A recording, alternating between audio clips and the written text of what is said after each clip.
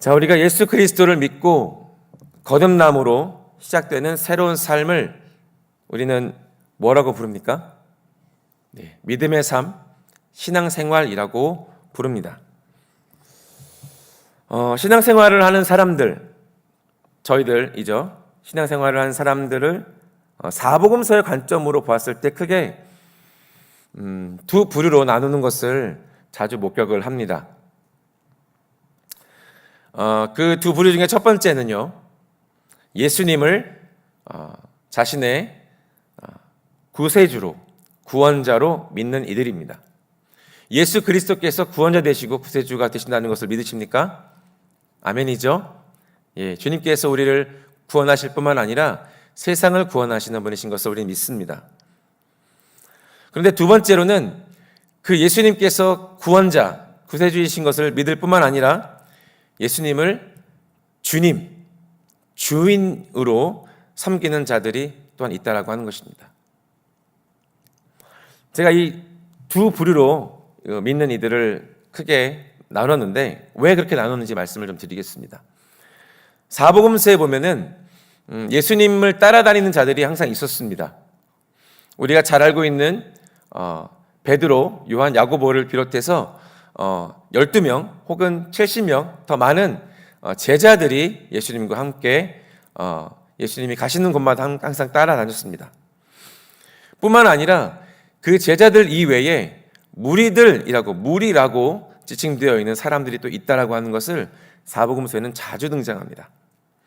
우리가 오늘 읽은 그 누가복음 9장의 말씀에도 무리와 제자가 따로 구분이 되어서 기술되어져 있는 것을 발견할 수가 있습니다. 그렇다면 무리는 어떤 사람들일까요? 예, 무리는 아까 말씀드린 것처럼 예수님께서 구원자와 구세주로 오셨다라고 하는 것을 믿고 따르는 대부분의 사람들을 지칭합니다. 방금 말씀드렸던 것처럼 누가복음 이 9장에도 이 무리라고 하는 이 단어가 6번 등장하는 것을 볼 수가 있습니다. 예, 무리는 예수님을 환영하는 자들이죠. 믿는 자들입니다. 하지만 그들은 자기 본의적, 그러니까 자기 자신의 기준으로 생각하는 그 자기 본의적인 유익을 위해서, 자신의 필요를 위해서 필요를 채워주시는 분으로 예수님을 믿고 따르고 있을 뿐입니다. 지금으로 말하면 우리가 믿음으로 말미암아 우리가 믿음이 있기 때문에 기도도 하고 또 예배에 참석하며 말씀 공부도 하고 헌금도 하며 봉사도 하는 등등 우리가 신앙생활의 기본적인 것은 하고 있지만 그러나 그런 겉으로 드러나는 것이 아니라 그 신앙의 우리의 믿음의 출발점 자체가 어디에 있는가를 볼 때에 무리에 속한 사람들은 그 신앙의 출발점이 하나님으로부터가 아닌 자기 자신이라고 하는 것입니다. 신앙생활의 목적 자체가 자신의 필요를 채우고 복을 받기 위해서 신앙생활을 하는 그러한 부류를 무리라고 지칭합니다. 그렇다면 이 무리와 대비되어서 등장하는 제자들은 어떤 사람들입니까? 무리는 예수님을 쫓는 그 목적이 하나님이 나에게 좋은 분이시기에 나의 필요를 채워주실 수 있는 그런 분이시기에 따르는 것이고 기도하는 것이고 복을 받기 위해서 신앙생활을 하는 것이었다면 제자들의 신앙생활의 그 출발점은 내가 아니라 바로 하나님으로부터 시작한다라고 하는 것입니다. 이 제자는 하나님을 향해서는 전적인 순종과 헌신을 아끼지 않는 사람들입니다. 그리고 자기 자신을 향해서는 철저하게 자기를 부인하는 자들을 제자라고 말할 수가 있을 것입니다. 그래서 제자의 신앙생활의 그 초점, 포커스는 바로 주님을 위해서 자신을 드릴 수 있는 기꺼이 대가를 지불하고서라도 주님을 섬기고자 하는 중심이 있는 자들을 제자라고 부를 수가 있는 것입니다. 그들은 내가 어떻게 하면 나 자신을 들여서 하나님을 영광스럽게 할 것인가? 내 삶을 통해서 그리고 나의 부르심의 길을 걸어감을 통해서 하나님의 나라를 이루어갈 수 있을 것인가를 고민하는 자들입니다. 나의 삶이, 나의 이 존재가 하나님의 영광의 통로가 될 수 있을까를 고민하고 설계하고 실천해 가는 자들을 제자들이라고 말합니다. 오늘 저희가 읽은 이 본문의 말씀에는 세 명의 이제 제자가 되고자 했던 사람들이 나옵니다. 길을 가실 때에 어떤 사람이 여짜오되라고 이 57절이 시작을 합니다. 예수님께서 예루살렘에 입성하시는 그 길목 가운데에서 한 사람이 주님을 찾아옵니다. 이 병행 구절이 마태복음 8장에 이제 기록이 되어 있는데 그 8장에 보면은 한 서기관이 나와 예수님께 아랬다라고 기록이 되어 있습니다. 57절의 말씀을 보시면은 길 갈 때에 어떤 사람이 여짜오되 어디로 가시든지 나는 따르리이다 라고 예수님 앞에 고백을 하는 장면을 봅니다. 이 병행구절 마태복음 8장에 서기관이라고 말씀을 드렸죠. 이 당시 유대 사회에서 서기관이라고 하는 이 위치에 있는 자들은 학식이 있는 자들이고 또 재력이 있고 권력이 있어서 그 당시에 사회 계층으로 따진다면 최상의 계층에 있는 그러한 사람들입니다. 그래서 이 서기관의 이 고백은 사실 이례적인 요청이었다라고 보입니다. 사람들이 메시아다라고 하는 혹은 선지자다라고 하는 이 예수 그리스도를 향해서, 예수님을 향해서 그를 따라와서 나를 제자로 삼아달라고 고백하는 내용이죠. 근데 이 서기관, 이 제자를 희망하는 자, 이 사람은 어쩌면 경솔하게 예수를 따르려고 했던 자가 아닌가 싶습니다. 예수의 뒤를 따라서 예수가 가는 곳을 따라갈 때 어쩌면 예루살렘에 입성하는 이 사람이 어쩌면 나에게 큰 명예와 영광을 줄지도 모르겠다라고 하는 기대가 혹시 동기가 되지 않았나 싶습니다. 이것은 순간적인 열정과 느낌을 의지하고 따르는 것의 위험성을 보여주고 있는 사례라고 볼 수가 있습니다. 그래서 마태복음 8장 동일한 구절에 한 서기관이 나와 예수께 아뢰되 선생님이여 어디로 가시든지 저는 따르리이다 라고 말씀을 드리고 있습니다. 거듭 말씀드리지만 제자가 된다라고 하는 것은 다른 것들보다 예수 그리스도의 일, 하나님 나라의 일을 최우선 순위에 두는 것을 의미한다라고 다시 한번 말씀을 드립니다. 자, 어디로 가시든지 나는 주님을 따를 것입니다 라고 하는 이 서기관의 요청에 예수님께서 뭐라고 말씀하십니까? 58절에 보시면 이렇게 말씀하시죠. 같이 한번 읽어볼까요? 시작. 예수께서 이르시되 여우도 굴이 있고 공중에 새도 집이 있으되 인자는 머리 둘 곳이 없도다 하시고, 시편의 말씀을 인용하여서 이 서기관에게 대답하셨습니다. 자, 머리 둘 곳이 없다라고 하는 이 예수님의 답변은 이런 것이죠. 잠자리 그 안식할 곳이 없다. 나를 따라오려면 이런 것들은 각오해야 된다라는 말입니다. 어떤 보장된 이제 정착하는 안정감에서 오는 이제 삶의 편의와 안일은 포기해야 된다라고 말씀하고 계신 겁니다. 나의 생활의 보장을 위해서 제자가 되겠다라고 하는 것은 어쩌면 착각일지도 모르겠습니다.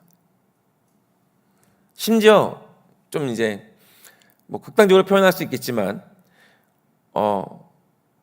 노숙자의 처지, 거처를 얘기하니까 노숙자의 처지가 된다 하더라도 개의치 않겠다라고 하는 각오로 예수님을 따르는 것, 그것을 선택하는 것, 이것을 예수님께서 말씀하고 계신 것이죠. 그래서 주님을 믿고 주님을 따르는 자들, 즉 제자는 세속적인 욕망을 깨뜨리는 자가 되어야 한다라고 이 서기관에게 말씀을 해주고 계십니다. 자, 두 번째로 어떤 사람이 또 등장합니다. 이번에는 예수님께서 직접 어떤 이제 무명의 사람에게 이제 요청을 하시죠. 59절에 또 다른 사람에게 나를 따르라 하시니 라고 먼저 예수님께서 요청을 하십니다. 이 예수님의 나를 따르라 라고 하는 요구에 이 무명의 사람이 어떻게 반응하냐면 이렇게 응답하죠. 그가 이르되 나로 먼저 가서 내 아버지를 장사하게 허락하옵소서. 유대 풍습 가운데서 죽은 자를 장례하는 것은 이제 굉장히 중요한 또 종교적인 의무이기도 했습니다. 그렇기 때문에 이 사람의 요구는 정당하게 들립니다. 그런데 이 성경 시대의 배경을 연구하는 연구자들에 따르면 내 아버지를 먼저 장사하게 허락해달라고 하는 이 문장, 이 응답은 일종의 관용 어구처럼 사용했다라고 합니다. 그러니까 이제 풀어서 얘기하면은 아버지가 세상을 떠날 때까지 아버지가 세상 삶을 마칠 때까지 시간을 달라라고 하는 표현이라고 하는 것이죠. 그러니까 지금 아버지가 돌아가시기 직전이어서 혹은 돌아가셔서 장사를 치러야 되는 게 아니고 아버지가 세상을 마칠 때까지 이걸 좀 미뤄두겠습니다라고 하는 그런 표현인 것이에요.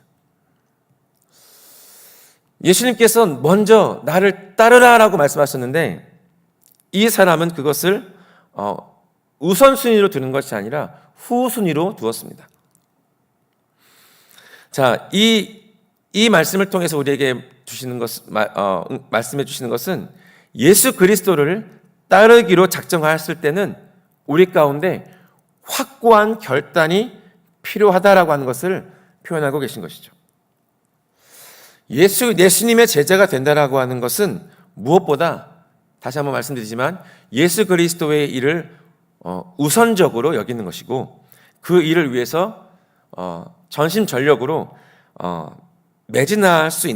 매진하는 자가 될 수 있어야 한다라고 말씀 또한 이 구절을 통해서 우리에게 알려주고 계십니다.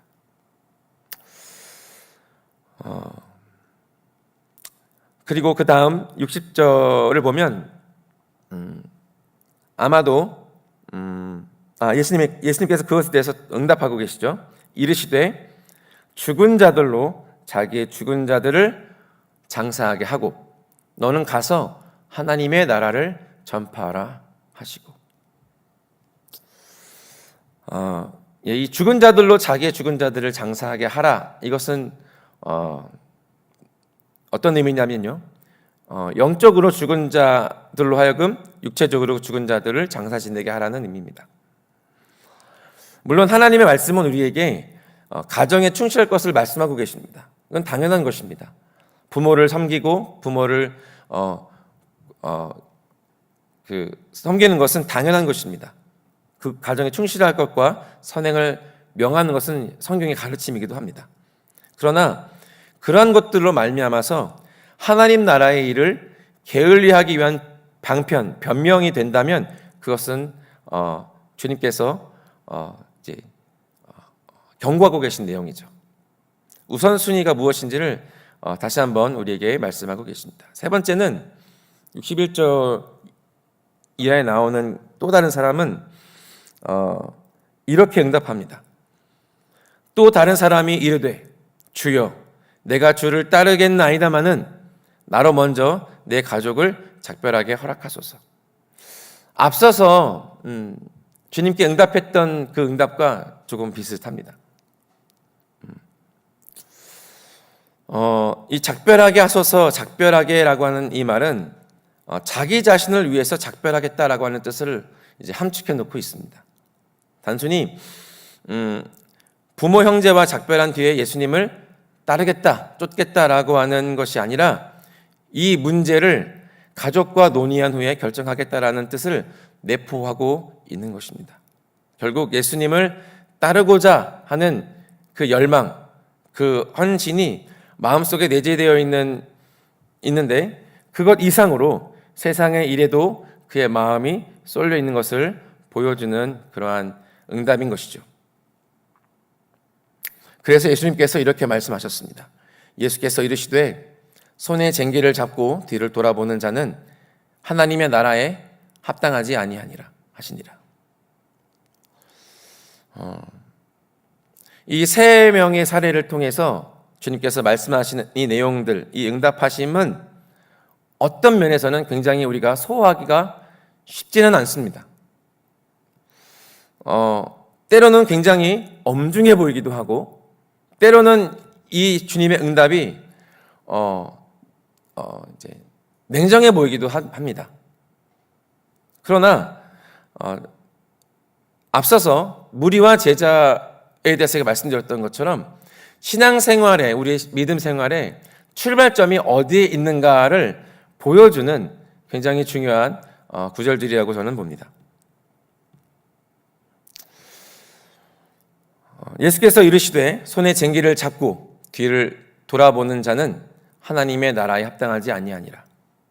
이 쟁기를 잡은 자, 쟁기를 잡는 것, 이 밭을 간다라고 하는 것은 목적이 있는 것이죠. 바로 그 쟁기를 잡고 일항을 내는 것입니다.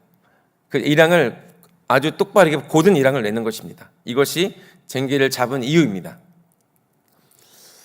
뒤를 돌아보는 것은 뒤를 돌아보면서 이 쟁기질을 할 때에는 그 일항을 고든 일항을 만들 수가 없는 것이죠. 삐뚤빼뚤하게 되기 마련입니다. 곧 그것은 뒤를 돌아본다라고 하는 것은 자신의 목적, 하나님의 부르심을 잃어버리는 것을 말합니다.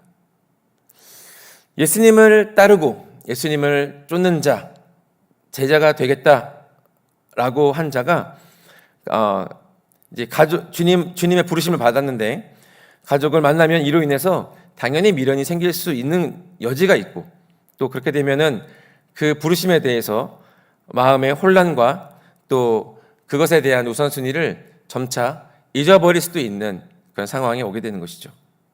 예수님을 사실은 제대로 주님을 따르지 못하게 됨을 지적하는 그러한 주님의 응답입니다. 그래서 무슨 일을 하든지 하나님의 일을 맡은 자들, 청지기와 같이 하나님께서 사명을 주시고 주님의 일을 맡은 자는 그들에게 하나님께서 충성을 요구하신다라고 하는 말씀이 있는 것처럼 두 마음을 품지 말고 오직 주님을 향한 그 고든 마음으로, 한 마음으로 주님을 따르라라고 하는 것입니다. 하나님의 나라를 전파하는 일에 대한 관심, 그리고 그것에 대한 궁극적인 목적, 사명을 가진 자의 말로 하나님의 나라에 합당한 자, 적합한 자다라고 이 62절은 말씀해주고 있습니다. 주님은 나의 최고봉이라는 그 매일 묵상집을 기록한 오스왈드 챔버스의 글에 보면은 이 구절에 대한 말씀이 이렇게 되어 있습니다. 한번 제가 읽어드릴 테니까 한번 들어보십시오. 예스하고 하나님을 순종하면 다른 문제는 어떻게 될까 염려하여 뒷걸음질 쳐서는 안 된다. 당신은 하겠습니다. 그런데 나의 상식에 벗어나는군요. 아무것도 보이지 않는 어둠 속으로 발을 떼어놓을 수는 없습니다. 라고 말하는지 모른다. 예수 그리스도는 우리가 경기장에서 발휘하는 그런 무모한 정도의 스포츠 정신으로 하나님을 신뢰하라고 하신다. 다시 한번요. 예수 그리스도는 우리가 경기장에서 발휘하는 그런 무모할 정도의 스포츠 정신으로 주님을 신뢰하라고 하신다. 인간이 가치 있는 일을 이루려면 모든 위험을 무릅쓰고 뛰어넘어야 할 위기의 때들이 있다. 영적인 차원에서도 당신이 상식을 초월하여 주님의 말씀대로 위험을 개의치 않고 뛰어넘기를 요구하도록 예수님은 말씀하신다.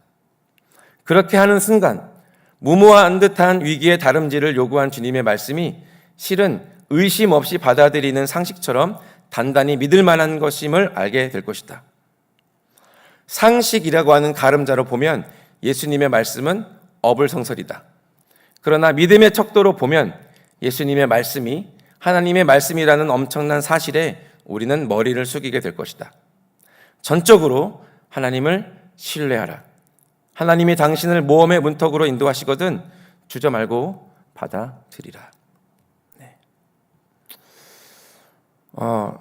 때로는 하나님께서 우리에게 무리가 아닌 제자의 삶을 살라고 요구하십니다. 어쩌면이 아니고 사실 우리 모두에게 제자된 삶을 살라고 말씀하십니다. 무리처럼 주님을 따를 때에는 사실 그렇게 불편한 것이 없습니다. 신앙생활이라고 하는 것이 그렇게 거리끼는 것이 없을지도 모르겠습니다. 하나님을 믿는 것이 그 출발점이 하나님으로부터 시작되었다기보다는 엄밀히 그것을 가늠해 보면 자기 자신을 위한 신앙생활일 수도 있다라고 하는 것을 발견하게 되는 것이죠. 그러나 하나님 중심으로 나의 신앙생활을, 나의 믿음의 출발점을 옮긴다면 하나님께서 무엇을 말씀하시든지, 때로는 그것이 내가 소화하기 어려운 말씀으로 나에게 사명을 주시거나 부르시거나 혹은 나에게 어떤 말씀을 주실 때 내가 그것에 대해서 뒤를 돌아보지 않고, 마치 주님께서 말씀하신 것처럼 손에 쟁기를 잡은 자가 뒤를 돌아보는 것이 하나님 나라에 합당하지 아니하다라고 말씀하신 것처럼 그 삶의, 나의 신앙의 우선순위가 무엇인지를 바로 세우고 하나님의 말씀을 신뢰하고 주님을 끝까지 믿고 따르는 그 믿음으로 나아가는 그 단단한 믿음, 모든 것을 때로는 하나님보다 우선순위 되었던 것들을 다 정리하고 하나님께 나아가는 그 믿음이 주님께서 우리를 부르시는 제자의 믿음이라고 하는 것입니다. 저는 우리 모두가 무리에서 제자의 삶을 사는 우리 모두가 되었으면 좋겠습니다. 제자의 삶은 어려워 보이기도 하고 또 그 삶이 때로는 버거워 보이기도 하지만, 그러나 하나님의 말씀 앞에 순종하며 나아갈 때 그 말씀은 더 이상 어려운 것이 되지 않고 무거운 것이 되지 않고 그 주님의 말씀은 언제든지 신뢰할 만한 것이 된다라고 하는 것입니다. 오늘 이 시간을 통해서 우리가 함께 기도했으면 좋겠습니다. 우리 먼저 좀 반주 좀 해주시고요.